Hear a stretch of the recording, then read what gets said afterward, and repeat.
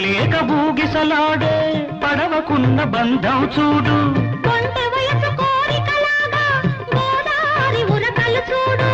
ఉరకలేక బూగిసలాడే పడవకున్న బంధం చూడు. ఒడ్డుతోనో నీటితోనో పడవ ముడిపడి ఉండాలి. ఒడ్డుతోనో నీటితోనో పడవ ముడిపడి ఉండాలి. ఎప్పుడే ముడి ఎవరితో పడి పడవ పయనం సాగునో మరి. అందుకే ధ్యానం, అందుకే మౌనం, అందుకే ధ్యానం, అందుకే మౌనం.